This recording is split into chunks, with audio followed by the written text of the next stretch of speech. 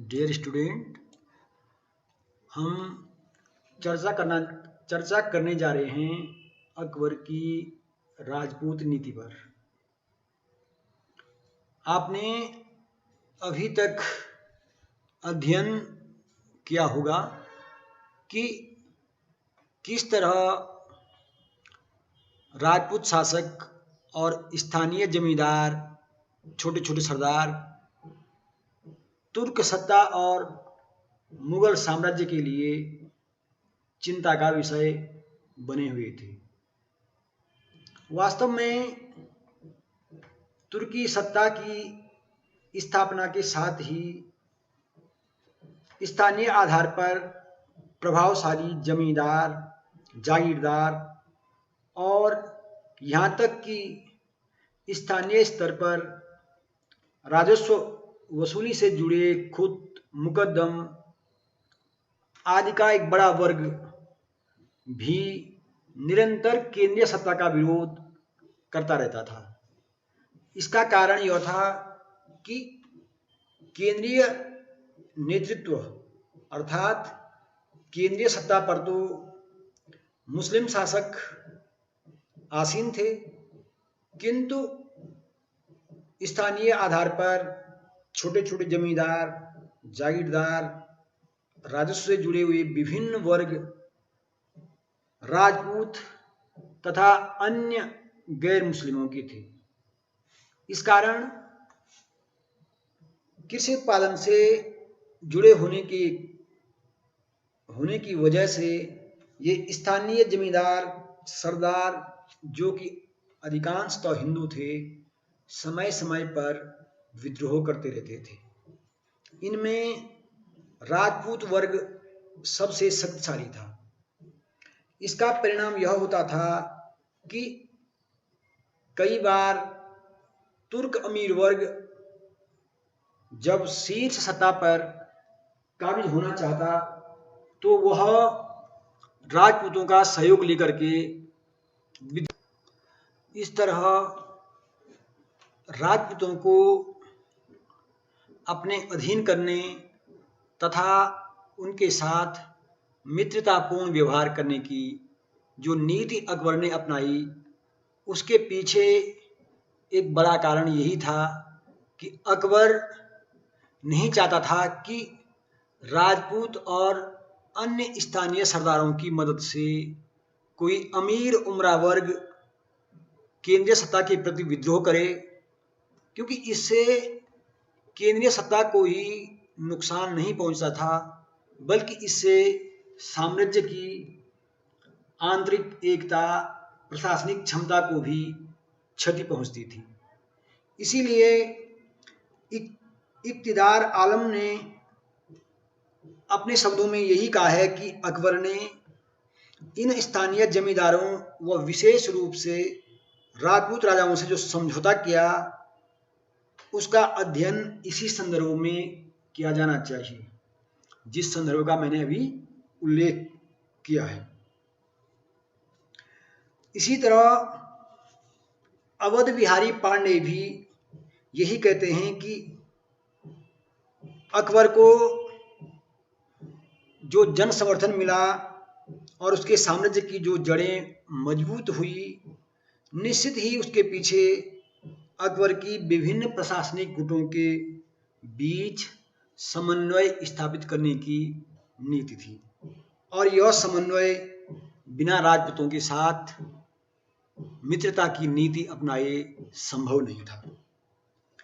यद्यपि विद्वानों का मानना यह है कि अकबर की जो राजपूत नीति थी और राजपूत शासकों के साथ अकबर का जो व्यवहार था, उससे यह स्पष्ट हो गया था कि अकबर की जो नीति थी वह राजपूत रियासतों को मुगल साम्राज्य में मिलाने या उनकी सामाजिक, धार्मिक तथा राजनीतिक गतिविधियों में हस्तक्षेप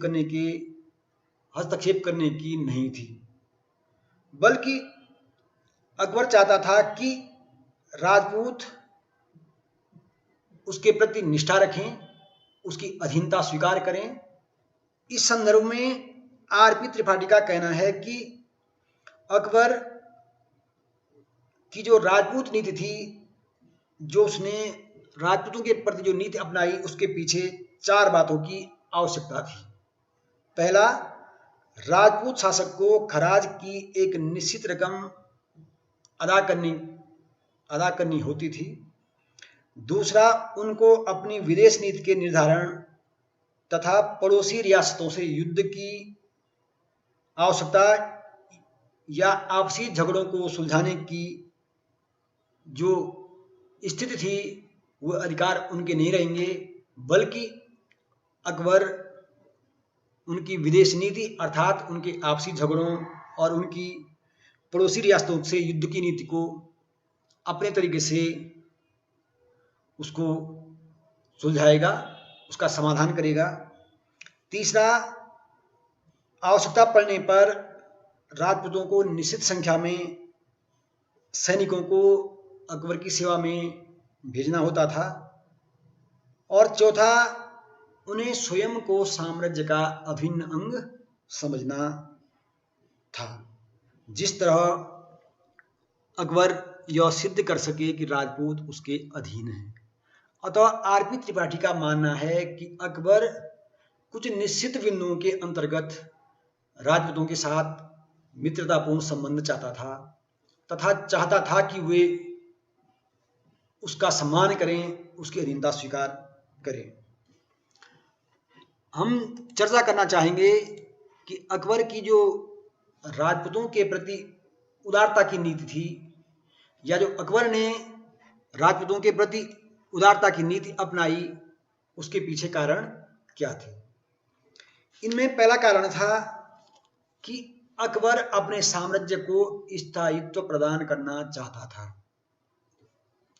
अभी तक जो तुर्क सत्ता की स्थापना से और मुगल साम्राज्य की स्थापना तक जो भी घटनाक्रम, जो भी शासन तंत्र में जो भी महत्वपूर्ण घटनाएं हुई हैं, और विशेषकर जो विद्रोह हुए हैं, साम्राज्य को जो बार बार खतरा उत्पन्न होता रहा है और अमीर उमरा वर्ग बार बार विद्रोह करने पर उतारू हो जाता था, तथा सत्ता के लिए कोई भी दावेदार कभी भी विद्रोह कर सकता था। इन सब से साम्राज्य को सुरक्षित करने के लिए अकबर का मानना यह था कि राजपूतों को अपने साथ मिलाकर विद्रोहियों के एक बहुत बड़े सहायक तंत्र को समाप्त किया जाए। क्योंकि हर बार यह होता था कि जो भी सत्ता का दावेदार होता, वह अपने साथ राजपूतों व स्थानीय जमींदारों को मिला लेता था। इसलिए अकबर चाहता था कि राजपूत तथा स्थानीय हिंदू जमींदारों को अपने पक्ष में करके वह साम्राज्य के लिए जो खतरा उत्पन्न होने वाले दावेदार थे, उनका वह अंत कर सके। बार बार होने वाले विद्रोहों के प्रति अकबर का मानना था कि जो देशज अर्थात भारत में उत्पन्न जो अभिजात वंशीय जो राजपूत हैं, अभिजात जो वर्ग है, वे बार बार मुगल काल में भी अफगानों से मिलकर खतरा पैदा कर सकते थे। दूसरी ओर विद्रोही मुगल अमीर भी इस अभिजात वर्ग से साठगांठ कर सकते थे। ये दोनों ही स्थितियां मुगल साम्राज्य के लिए खतरनाक थी। इसलिए अकबर ने राजपूत अभिजात वर्ग को अपना साझेदार अर्थात सत्ता में उन्हें हिस्सेदारी दे करके अपने पक्ष में करने का निर्णय लिया। इसलिए साम्राज्य को स्थायित्व देने के लिए भी अकबर ने राजपूतों के प्रति उदार नीति अपनाई। दूसरा महत्वपूर्ण कारण था शक्ति संतुलन की आवश्यकता। अकबर का मानना था कि राजपूतों को अपनी सेवा में लेकर के वह अपने प्रतिद्वंदियों को, अपने विरोधियों के विरुद्ध अपना शक्ति संतुलन बनाए रख सकता था। क्योंकि जो तैमूरी सत्ता के जो विरोधी थे, वे विरोधी अमीर जो महत्वाकांक्षा पालते थे, तो राजपूतों की मदद से वे सत्ता के लिए खतरा पैदा कर सकते थे। इसलिए अकबर ने सत्ता के दावेदारों का पक्ष कमजोर करने के लिए राजपूतों को अपने पक्ष में करने का प्रयास किया। इस तरह शक्ति संतुलन की आवश्यकता भी एक प्रमुख कारण थी, जिससे अकबर ने राजपूतों के प्रति उदार नीति अपनाई। इस संदर्भ में स्पष्ट है कि 1562 में राजपूतों को अकबर ने जो अपने पक्ष में करने का प्रयास किया, जो उनके लिए आकर्षक शर्तें रखी, उसका कारण तुरानी अमीरों के प्रति अकबर की वितृष्णा भी थी।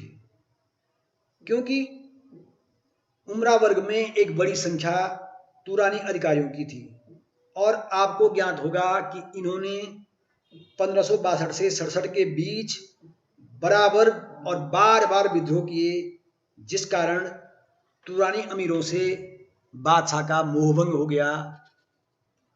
इसी तरह उज्बेक अमीरों के विद्रोह, जिसका नेतृत्व अली कुली खान नामक ईरानी मूल के व्यक्ति ने किया था, तो इस तरह उज्बेक भी अकबर के प्रति विद्रोह करने को उतारू थे। इस तरह तुरानी और ईरानी अमीरों के विद्रोह को दबाने तथा उनके विरुद्ध शक्ति संतुलन करने का जो प्रयास किया गया, और इसमें राजपूतों ने अकबर को जो सहयोग दिया, निश्चित ही यह शक्ति संतुलन महत्वपूर्ण साबित हुआ। तीसरा महत्वपूर्ण कारण है प्रशासनिक व आर्थिक आवश्यकता।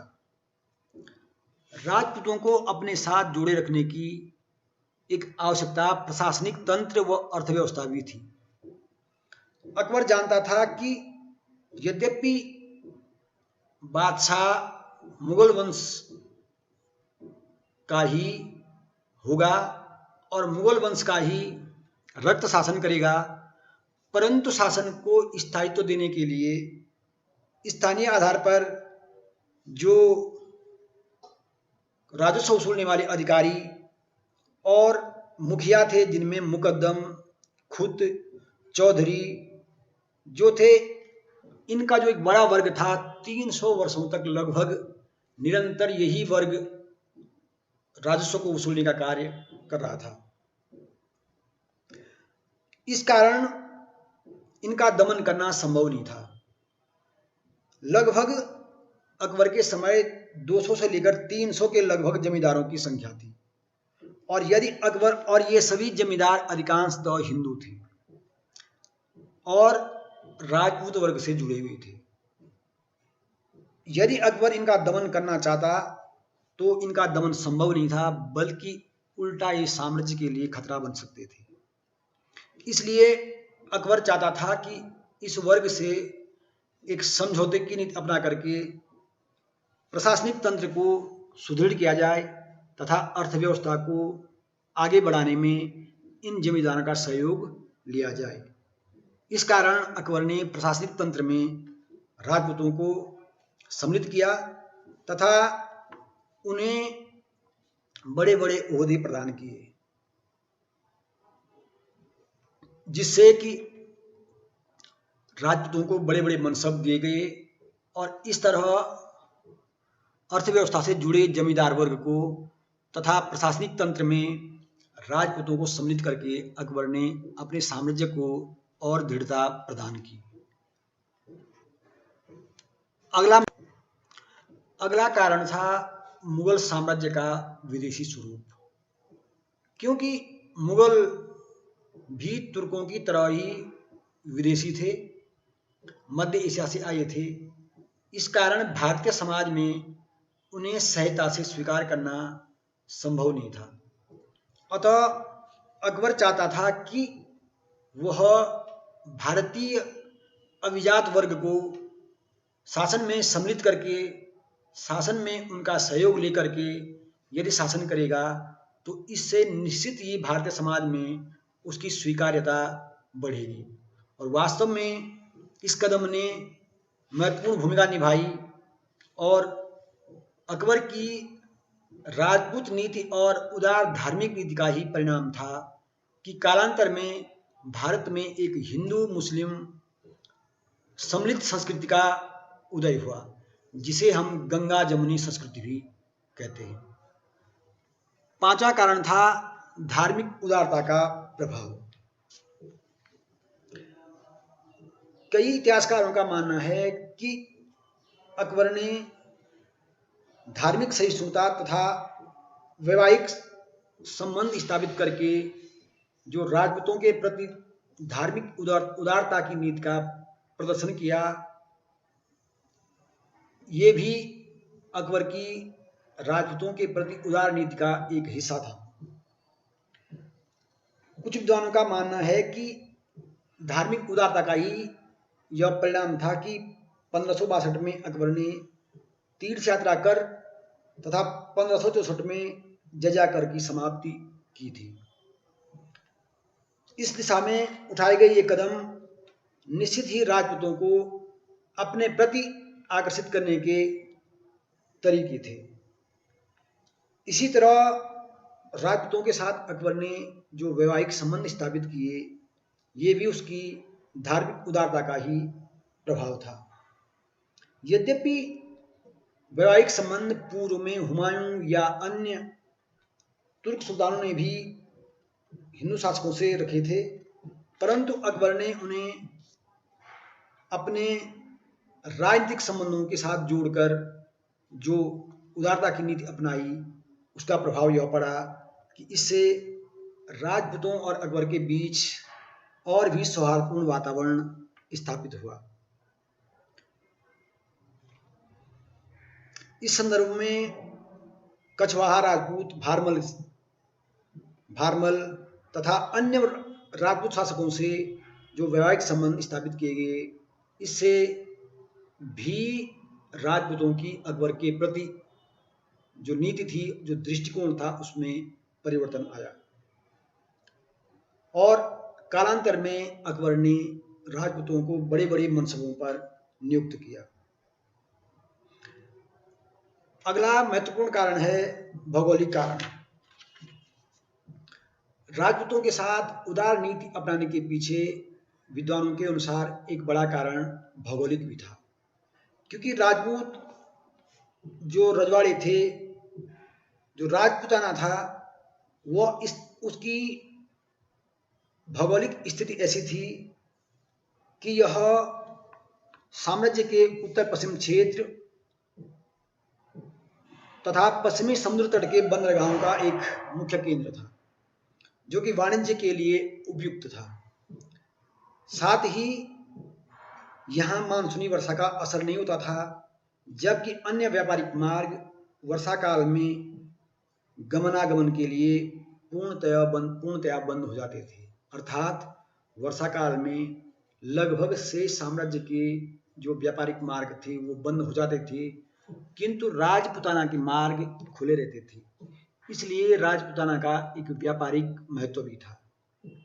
दूसरा कारण, राजपूत रियासतें थी वह शुष्क प्रदेशों में थी, इसलिए व्यापारी पूरे साल भर यहाँ गतिविधियां जारी रख सकते थे। हज के लिए भी जाने वाले यात्रियों के लिए यही मार्ग मुख्य था, इसलिए हज यात्रियों की सुविधा की दृष्टि से भी राजपूताना का अपना विशिष्ट महत्व था। साथ ही गुजरात के जो प्रमुख बंदरगाह खंबात या सूरत थे, इनके लिए भी मार्ग यहीं से जाता था। इस तरह भौगोलिक कारणों से भी राजपूताना के महत्व के कारण अकबर ने राजपूतों के साथ उदारता की नीति अपनाई।